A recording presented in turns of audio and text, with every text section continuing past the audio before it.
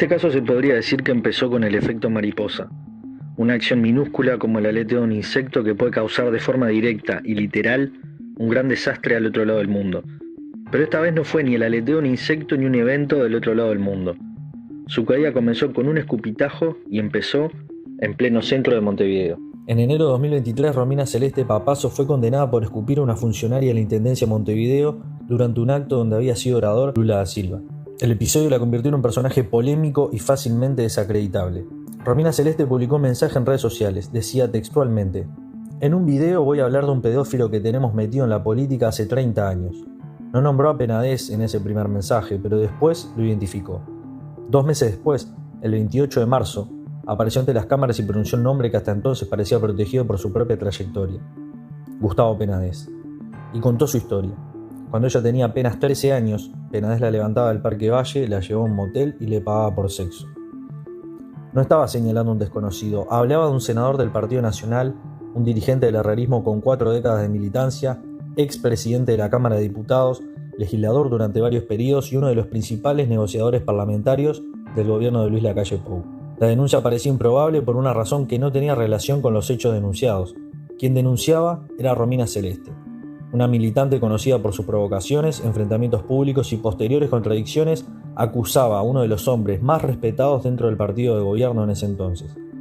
Para buena parte del sistema político no era necesario investigar demasiado, alcanzaba con comparar las reputaciones de ambos. La denuncia de Romina Celeste había abierto una caja de Pandora, y lo que salió de ahí fue mucho más grande de lo que nadie imaginaba. Otras personas comenzaron a presentarse ante la fiscalía y a relatar situaciones similares. Los testimonios provenían de épocas diferentes y describían, según la acusación fiscal, un patrón sostenido durante años. Adolescentes, jóvenes y menores en situación de vulnerabilidad, contactos en espacios públicos o por intermediarios, ofrecimiento de dinero y encuentros sexuales organizados bajo distintas identidades. El informe de la fiscalía incluyó testimonios escalofriantes. En uno de ellos, una víctima recordaba que cuando conoció a Penades era apenas un niño en un cuadro de fútbol que el propio Penades organizaba. Cuando la fiscalía empezó a tirar del hilo, no encontró solo un depredador solitario, encontró una estructura, encontró un modus operandi que se repetía, cómplices e impunidad. También encontró uno de los ámbitos predilectos del ex senador: las fiestas privadas. Fiestas en una finca en Punta del Este, fiestas a las que llevaban adolescentes, fiestas donde Penades se paseaba con menores que llevaba y eran llamados los chicos Penades. Chicos a los que se podía acceder carnalmente si el rubicundo senador permitía. Fiesta donde existía lo que llamaban la mesa de caramelos. No era un nombre inocente. Era una mesa donde había todo tipo de drogas, éxtasis, cocaínas y varias sustancias más. Y lo que la fiscalía documentó es que tanto adultos como adolescentes consumían de esa mesa, pero no era opcional. Obligaban a los adolescentes y a los menores a consumir esas sustancias y donde los abusos no eran individuales.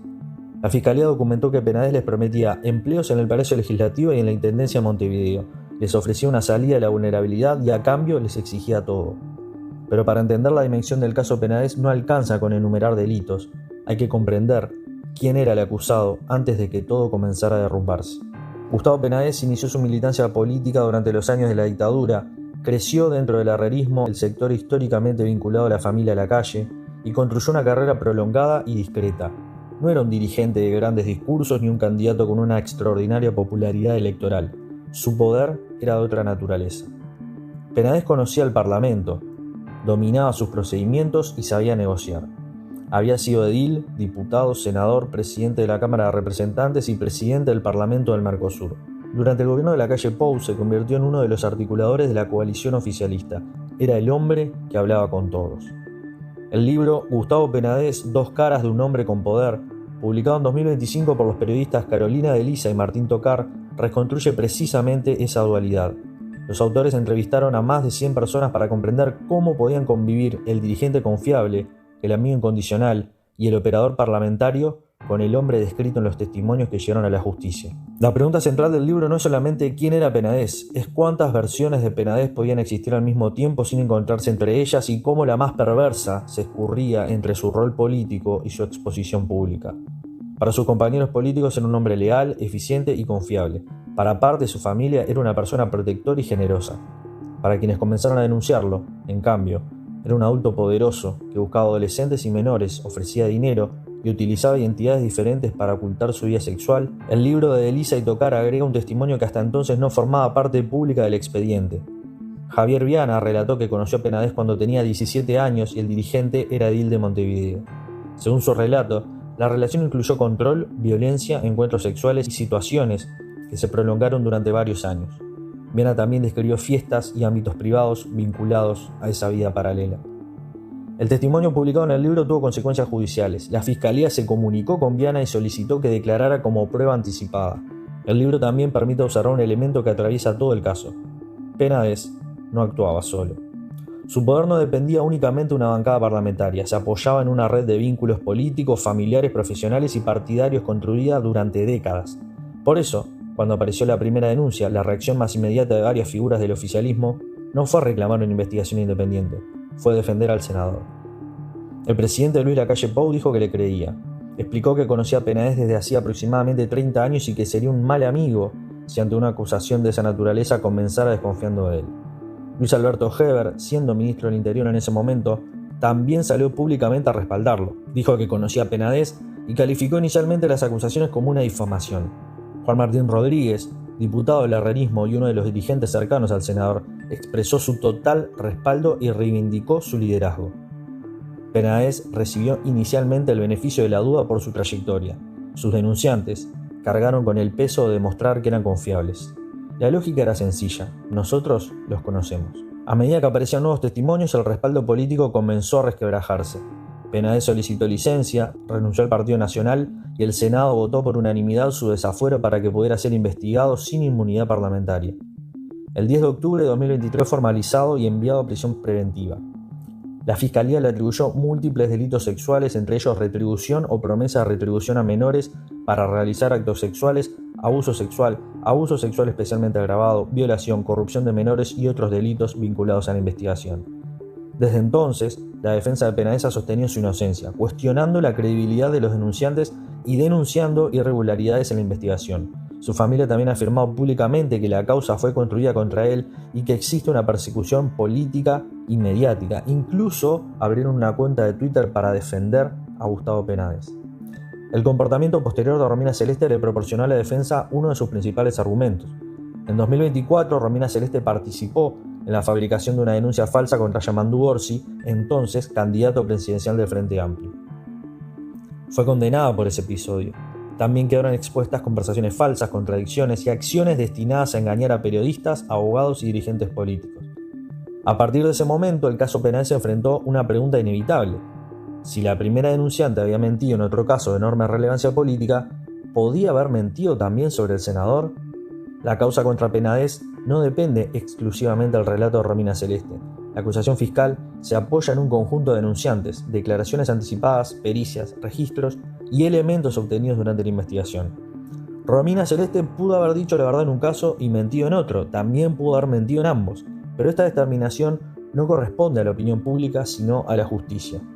La paradoja central para esta historia: la persona que desencadenó la caída de Penades terminó destruyendo su propia credibilidad. Sin embargo, para entonces, el expediente ya no le pertenecía, habían hablado otros. El caso adquirió una dimensión todavía más grave cuando la Fiscalía comenzó a investigar una presunta trama destinada a obtener información sobre los denunciantes y desacreditarlos, y perseguirlos. Según la investigación, personas cercanas a Penades habrían intentado identificar a quienes declaraban contra él, acceder a información reservada y construir elementos que permitieran atacar su credibilidad.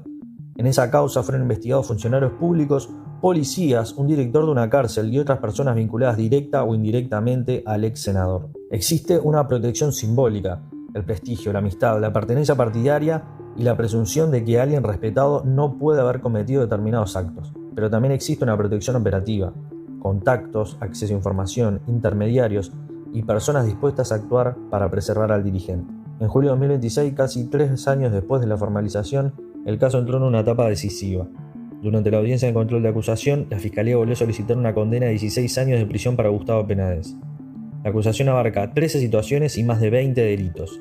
Entre ellos aparecen 10 delitos de retribución o promesa de retribución a menores para que ejecutaran actos sexuales o eróticos, 4 delitos de abuso sexual especialmente agravado, 3 delitos de abuso sexual y acusaciones por violación, atentado violento al pudor, violencia privada y asociación para delinquir agravada.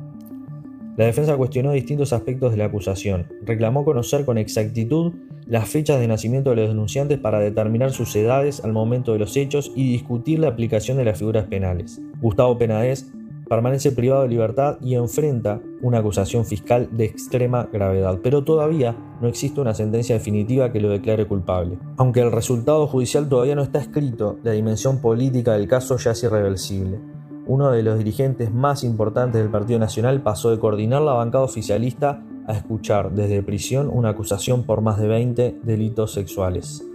El hombre al que el presidente desea conocer desde hacía 30 años terminó convertido en el principal acusado de una causa que obligó al sistema político a discutir sus propios mecanismos de confianza, protección y silencio.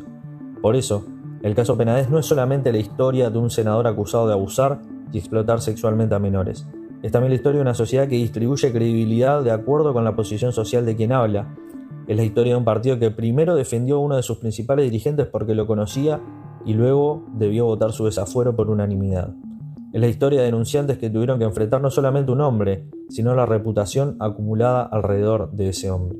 Todo comenzó con un acto aparentemente desconectado del poder. Romina Celeste escupió a una funcionaria municipal y se convirtió en noticia. Después pronunció el nombre de Gustavo Penades. Todo esto nos lleva a una pregunta incómoda y que genera escozor. ¿Estamos ante el Jeffrey Epstein uruguayo? ¿Y los otros Penades? ¿Y las decenas de otros hombres que estaban en esas fiestas? ¿Y los cómplices? ¿Los que miraron para otro lado? ¿Los que hicieron que todo esto sucediera durante décadas? El caso Penades destapó una olla pero no la vació. Quedan preguntas sin respuesta, quedan nombres sin mencionar, queda una estructura de impunidad que lamentablemente no empieza ni termina con Gustavo Penades, porque si no el efecto mariposa se queda a mitad del camino, y el huracán, en lugar de limpiar todo, se lo lleva todo.